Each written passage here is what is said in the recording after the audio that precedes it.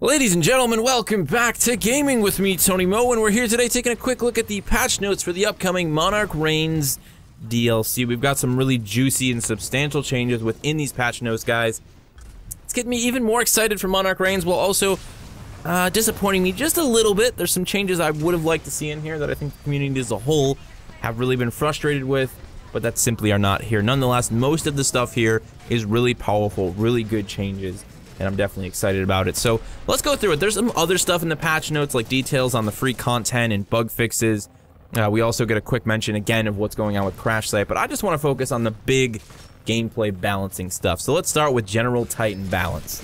The Titan meter and core meter are now gained when damaging shielded Titans. They've slightly reduced core meter generation from damage to compensate for this, and Titan executions are no longer blocked by shields. The bottom one is sort of a necessity, creature comfort. I'm glad to see that in place, especially when you're struggling to execute that Ronin that already made you look like a complete fool because you just didn't have the patience to deal with his nonsense. The top two are clearly being introduced into the game because of the introduction of Monarch. We have a Titan that can now regenerate her own shields, and of course regenerate the shields of her teammates by stealing shields off of enemy Titans. So this seems like a necessary change to make the game work and to continue to function in the same way as it did before. With the introduction of Monarch, it seems like more people on the field more of the time are going to have shields. You know, this could potentially draw out the length of Titan combat a little bit, which is something that I think a lot of us would like to see, but maybe people getting their core more quickly because of this means that it ends up being about the same. It's going to be interesting to see how this one plays out. You know, it's going to be interesting to see how Monarch plays out, but this is a change that is obviously coming into play because of the existence of that new Titan. Let's talk Ion. Ion, the Tyrant. She wasn't even a queen. At one point she was a queen. She quickly became a tyrant of the Titans, and it's time that her reign was put to an end. Laser Shot now requires more energy, preventing you from double tapping opponents. They've reduced damage to Laser Shot, and her laser core damage has also been slightly reduced. Ion mains, I know right now you're crying. You're shouting out in frustration. You think the end of the world has come for you. You'll never be as good as you once were. And maybe that's the case. It all depends on how good you actually were with Ion. And I believe anybody who was really properly good with Ion, who understood her fundamentals, and who was really able to play at that high end where she was excessively survivable, is going to do just as good as they did before. They're just not going to be an unstoppable powerhouse. There was no reason for her to be able to have so much damage output with that laser shot. Again, we talked about how it affected the existence of a Titan like North Star. These changes are going to be welcome for everyone, I promise you. Ion is going to feel more enjoyable to play, more rewarding, because you're going to have to work a little bit harder. You're going to have to make use of that Vortex Shield. You're going to have to play smarter to get the most out of your laser shots, and you're going to have to focus a little bit more on building energy and maintaining energy, which was supposed to be the point of Ion in the first place. So I'm really happy about this change as someone who loves Ion just as much as the rest of you do, and I'm really excited to see how this helps bring North Star up into the meta in terms of a high single shot damage output Titan. You know, we no longer have that crazy double tap DPS from Ion's laser shot. This is going to be good things for everyone. Trust me. It's a good change. You're going to be happy about it once you get in game and start messing around with it. Hell, most of you probably leave an Ion behind for the Monarch anyway, so I don't want to hear it. Let's move forward and talk pilot balance. We've got one substantial change being made here, and that is the introduction of a brand new pilot kit for slot 2. It's called the Titan Hunter. Killing a Titan rewards 10% bonus to your Titan meter. I didn't see this coming. I don't think anyone saw this coming. This is pretty freaking cool, though. You know, I think, in general, more pilot kits would be welcome. A lot of them, to me, are completely useless, or at least I have no interest in using them in a normal situation.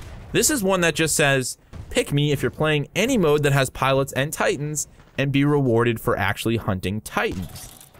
I mean, why not? You know, I think we need incentive as pilots to actually get in there and to start to take down Titans, in the public play setting especially, in modes like Attrition and Bounty Hunt. I've talked about how there's that sort of, that real big issue right now where a lot of it just depends on when your team gets their Titans and when the enemy team gets their Titan. There isn't a whole lot done by the general community when it comes to actually hunting down and killing Titans with anti-Titan weapons. A lot of people, I'll be honest, they want to run pistols, man.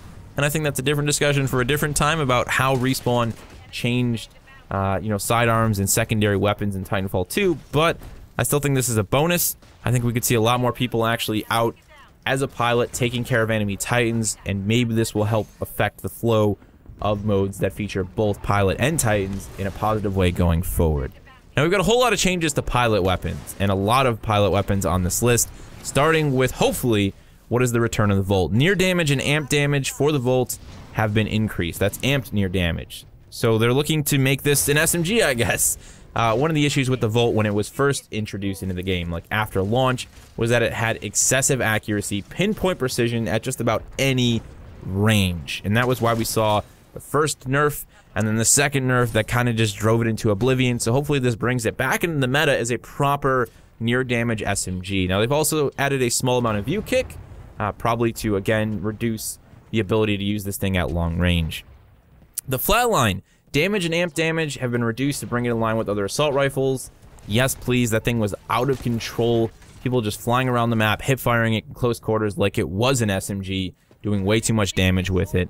Excited for that change. This is one that doesn't make a lot of sense to me, though. The R2 and the R1, as they are the same rifle, have had very far damage slightly increased. Okay. I didn't know that either of those weapons needed ranged capability increases. I've already been picking people off, like, across the entire map with them, but it's a change that is there nonetheless. It's just, this is one of those ones that it doesn't make sense to me. Like, that rifle as a whole is already one of the most used rifles in the game, not just because people like it, but because it's really effective. This is an instance where, oh, we're gonna buff something, even though everyone's using it because we know it needs to be buffed. This is, to me, like, why? I thought it was perfect where it was. I think many of the rifles in the game are really, really good right now, or way too good. Things like the G2, which unfortunately are not on this list at all. We'll see how it plays out. It's not like we don't have other great weapons in the meta kill. It's still really quick time to kill in this game. The other weapons, the other SMGs are still really powerful, so I don't think it's going to do too much, but I think it's a weird change nonetheless. Let's talk devotion, ladies and gentlemen. Damage and amp damage have been reduced, and it should now require ramping up to be more effective than the Spitfire, which means you're actually going to have to spool this thing up for some amount of time to make it worthwhile, to make you worth using it, which is how it should have been in the first place. It shouldn't have been something that you could just sort of tap fire and get 3 shots off and nuke 10 people with. You know, I think it's going to put it in its place, and hopefully we can now have 2 LMGs that actually coexist for different reasons. That would be exciting going forward. Although, I'll be honest, I haven't seen that much like devotion spam these days. I think it's been taken down quite a bit by other weapons. It is still a welcome change to continue to put that thing in a better position than it once was. The DMR has had amped damage reduced to 80 for a body shot. This is going to be great for people playing on the PC. I know the DMR was sort of a powerhouse over there. Here's an interesting one. Again, one that I don't really agree with. The P2 has had near damage reduced and very far damage value added, reducing the pistol's damage at distance. I mean, I know the P2 is good, but I didn't think it was like an issue as a plague where everyone's running around with the P2. It's broken. We got to do something to this thing so everyone stops using it to get 50 kills and 0 deaths. Like, it was just a good pistol. You know, it was a solid pistol. It worked well, and people were rewarded for follow-up shots and accuracy and precision with it. I don't think there was a reason to go and reduce its near damage, you know, above all else. It's going to take, maybe we're thinking 1 extra shot here, 2 extra shots. We'll have to see how it plays out. Something definitely worth testing, as I really do love that pistol. You know, this seems, though, at this point, that they put the nail in the coffin for the suppressed P2 to be at all worthwhile. It was a fun pistol. You could tool around with it and have some decent matches with it, but probably not going to happen anymore, unfortunately. Next up, we've got very far damage reduced for the R97. This was a necessity, a change that was absolutely needed. No more submachine gun sniper rifle wreaking havoc across the battlefields of Titanfall 2. And we've got 2 other small changes. The Tactical mod has had cooldown reduction per kill lowered to 25% from 35%, making that tactical kill weapon perk a little bit less useful. And melee. They fixed an issue with melee attacks not hitting near corners, and they've improved hit accuracy when there is a height difference between players. Maybe this means that I'll no longer get lock-on meleeed by the guy who's flying 500 feet above me, not even looking at me when he clicks the melee, but probably not. We'll have to see if that does anything at all to make this game's melee system less frustrating.